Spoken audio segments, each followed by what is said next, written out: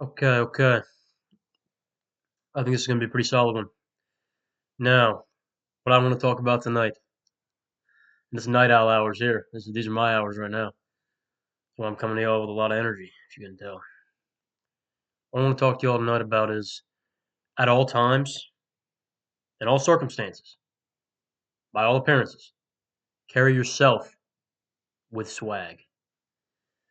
Now, what do I mean when I say that? Yeah? What does carrying yourself with swag even look like? How are you supposed to carry yourself with swag if you don't have swag? If you don't feel the swagger? Right? If you don't embody that kind of swag, then how can you then carry yourself with swag? Stands to reason, huh? Well, this goes beyond reason. And the reason for that is because swag comes from who you are internally. It isn't defined by any sort of metrics of reason, especially by reason in the outside world. This 3D world of transitory and transient phenomena only has any actual power over you if you consciously let it. Okay, I'm going to say that again. This 3D world of transient and transitory phenomena that appears to disappear and exists to pass away, that is, it has no real substance, it does not endure, it cannot endure, everything about it has a shelf life, it is temporary, it is temporal, only has power over you if you let it. I believe this is why Jesus Christ said to Pontius Pilate, as he was being put on trial, when Pilate was saying something to the effect of, I have the power to save you, but you're not telling me anything. You're not saying words to me. These people want to kill you. I'm the governor of this province by the Emperor Tiberius. I can save you. And that was when Jesus chose to speak. And he looked in his eyes and he said, You have no power over me. You have no power over me unless it was given to you from above. Therefore, the one who has handed you over to me, the one who has handed me over to you, has the greater sin. You have no power over me. That is a fact. This outside world has no power over you unless you get it, unless you let it. You define it. Every single day you're defining it. Every single day as you go about your experience, of life, that experience is being defined and lived and perceived all by, let me get it. You. Congratulations. Pretty cool, right? However, if you're not aware of this, or if you maybe don't have the best self-image, best self-concept, again, no condemnation. I was there, absolutely. Then your life can quite easily be hell, just as likely as it could be heaven. So instead of the realization of the eternal kingdom of heaven, which is the inside of us, and also we reflect that to the outside of us, we live in a hell of our own creation, where we constantly think that prayer is asking for things as though God is a genie. That's not it at all. I'm gonna make a separate video on that, but I just want to. That's not the play. Okay, that's not it. Don't do that. It's a false narrative. So again, what does it mean to carry yourself with swag? Well, it means to know who you are internally, to know who you are in the presence of the Most High, to know who God says that you are, as a man or a woman of God, as a prince or a princess of the kingdom of heaven, heir to eternal grace and heavenly salvation. It means to understand with every fiber of your being that no matter what happens on the outside, you are sanctified on the inside. Okay, the inside of you is a sanctuary. It is a sanctuary. And you can go and you can be in the presence of the Most High. And the Most High can restore your soul when it is tired, when you are feeling weak, when your faith may be running low. And you can not only be replenished, okay? You can be, again, redeemed. Redeemed. And not just from sin. You can be redeemed from your old self, from your old way of thinking, from that hellish way of life. What did I believe Carl Jung, the psychoanalyst of the 20th century, what did he say? A tree cannot grow to heaven unless its roots reach down to hell. Now, if you can experience what that way of life is like, then you can just as easily, believe it or not, experience the opposite. And when you come to that realization, you come to that understanding, you really can start to embody that swagger, because that's a swagger given by God. That's not some arrogance, some pseudo confidence, fake it till you make it. No, that's a guarantee. That's a promise. You've been given a guarantee. You've been given a promise. I've been given a guarantee. I've been given a promise. Why wouldn't I walk around with swagger? Why not? Why wouldn't I have swag? Because I know that no matter where I go, the Lord goes before me and the Lord goes with me.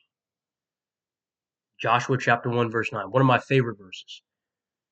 Have I not commanded you, be strong and courageous? Do not be afraid, do not be dismayed, for the Lord your God goes with you wherever you go.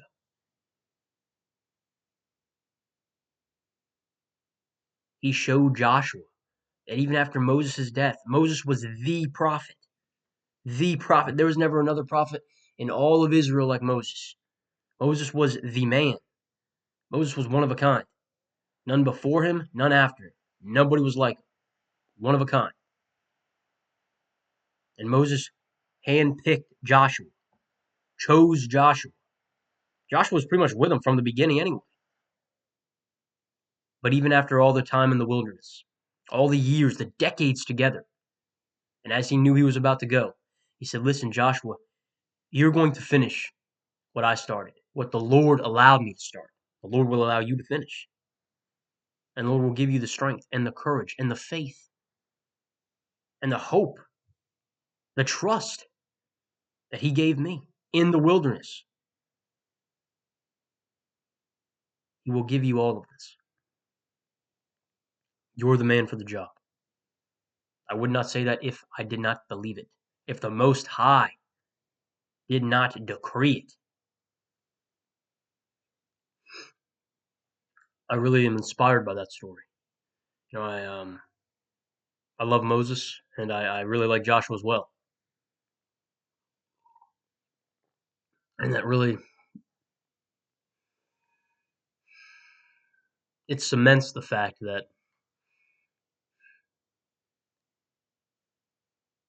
when the Lord is with you, and you know that the Lord is with you, you can have that confidence that to some may appear as arrogance, may appear as even some sort of pride, but it is greater than all of those because, again, it is from the Lord. It is a knowing that you have been redeemed, a knowing that you now walk in the light after so much time spent in the darkness. Now you're a child of the light. You were always a child of the light. You just lost your way a little bit. That's okay. You're on course now. Course correction. All that did was make you stronger. That made you more, literally more well-rounded, more developed as a person. Because now you can do that shadow work. You can integrate that into your psyche. So you don't have to disavow entire parts of yourself and become supremely neurotic. Don't do that. You can see that darkness. You can bring it into the fourfold. Because you recognize it's a part of yourself. It's not the only part. Not the best part. It's a part of yourself. And you bring that into your psyche, and now you're whole. And you bring that to the altar of the Most High. What would be called in the Old Testament the Holy of Holies. Yeah? Most High doesn't reject it. Most High overcomes it, transmutes it, transcends it. Now you may be wondering, how does this tie in with swagger? Because swagger, when you really embody it, when you really walk with it, it's a part of you. Yeah? It's as natural as, putting on an accessory. Maybe you want to put on, for me, it's a cross necklace right here. Maybe some bracelets with some Bible verses, right? Maybe for you it's some ice. Yeah?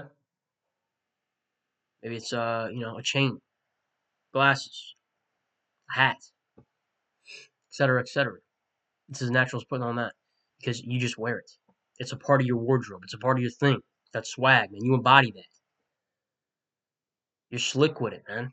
And the strange thing is, you really don't have to be loud with it at all.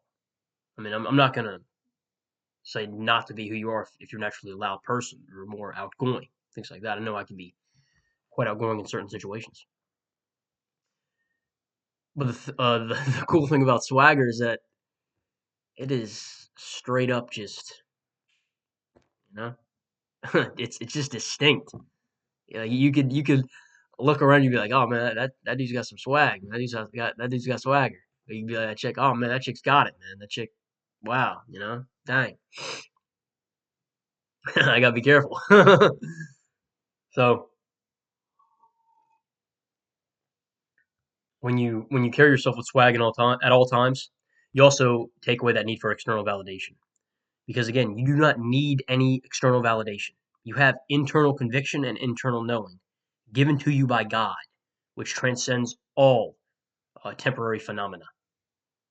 That here one moment, gone the next. Here one moment, gone the next. Okay? Literally, might as well be nothing in the face of infinity and eternity. And I think that's where some people get stuck. But they don't look at an infinity and eternity, excuse me, and recognize that they themselves are a part of that, a part of the infinite, a part of the eternal, one with the Most High, one with God, abiding in Christ as Christ abides in them. They are not of the dust, unless they choose to be. I choose to be of the Father, so I am of the Father. Simple as that. Do not be transformed, excuse me, do not be conformed to the pattern of this world, but be transformed by the renewing of your mind, so that you can dis, discern what God's will is for you, His good, pleasing, and perfect will. Be transformed by the renewal of your mind. God renews that mind. And you'll naturally carry yourself with swagger once you allow your mind to be renewed, because you'll be a new creation. And you'll actually have that self-awareness to begin the process of self-actualization, listening to the still small voice, again, that the prophet Elijah heard, When you carry yourself with swagger in all circumstances, it might seem like it puts a target on your back at first glance, but I don't really like to look at it like that. I don't like to go on and on about haters or jealousy or all that thing or all that stuff, because it's just giving it attention. Right? It lives like rent free in your head. That's rent free right there, man. They ain't paying rent free. They're getting a great deal. I don't care about all that stuff. You think God brought me out of the darkness so I could care about haters? I care about jealousy? Based on what? Who cares? That's not the focus of it. I have things I have to accomplish, right? I have the purpose that I have to actually be concerned about, and not even concerned, but more dedicated toward. Okay, focused, focused on, and the mission, right? I don't care about all of that. I literally don't care. It's irrelevant to me. Why would I focus on that? That doesn't make any sense. That presupposes a level of care. People are entitled to their opinion. How does that affect you? It affects you if you let it affect you. See what I'm saying? When you carry yourself with that swagger, you know that, you are the man. You are the man of your life. You can live the life that you want to live. Be the person that God put you on this earth to be. Achieve the dream for you. Because the Most High will never leave you nor forsake you. You keep your eyes on Him. He's always with you. Always with you. I mean, really, the book of Psalms is probably one of my favorite books in the Old Testament. Because it's beautiful. I mean, it's pure poetry. And the way David just pours out his heart as he's going through just these troubling circumstances. I mean, brutal circumstances, man. Especially considering he was anointed with oil by the prophet Samuel as a young man. And he still had to go through all this because it sculpted him into the king that he would be. Right? And even then he still wasn't perfect. He still had to repent when he did that because he committed adultery with Bathsheba. But he did repent. And that was after the wilderness period. That was after the years spent on the run as a fugitive, running away from Saul, after the grief that he faced, even because he still loved Saul and he loved Jonathan as a brother, man. Jonathan was going to be his shield, his sword. He would have helped him run that kingdom. Brutal when he lost him, man. Can't imagine the pain. And you can see that every single time that happened, every single circumstance, every single instance, he always came back to God. He didn't even always come back.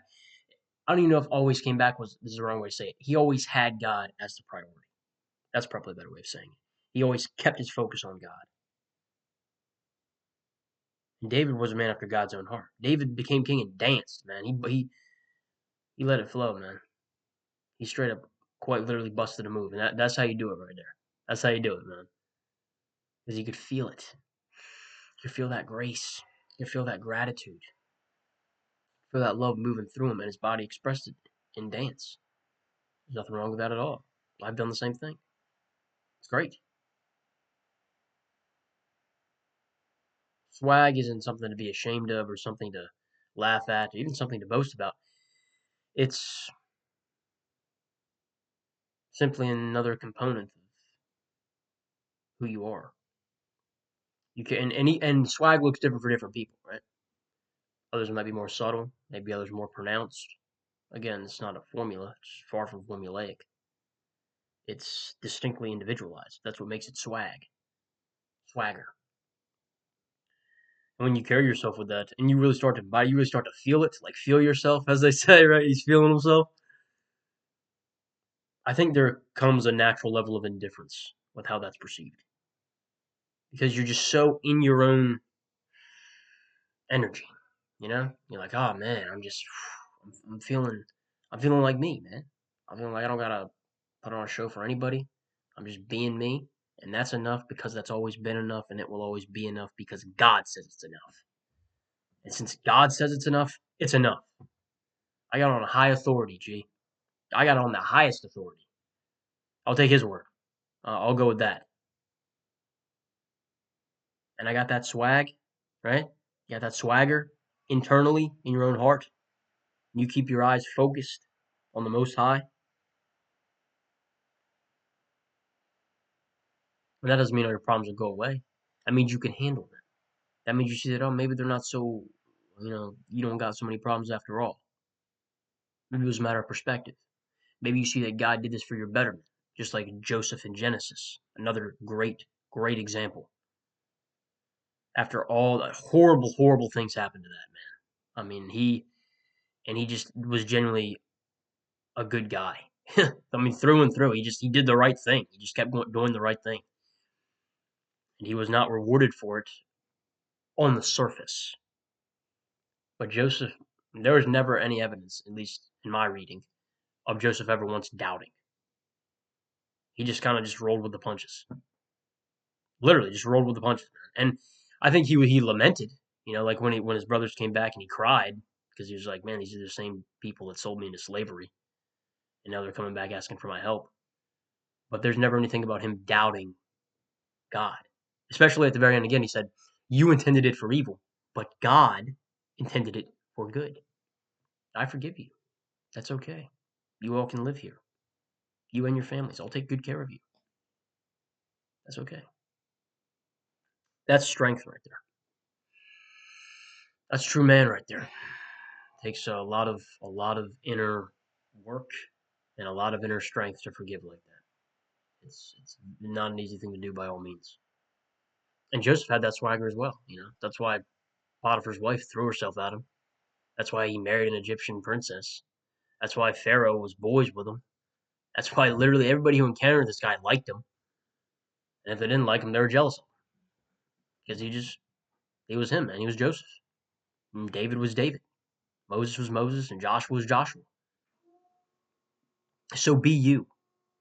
Be the person that God made you to be. And if you don't know, ask God. Draw near to God, and God will draw near to you. That is an unequivocal inevitability in my experience. And remember, when you carry yourself with swag, don't look at it through an external lens.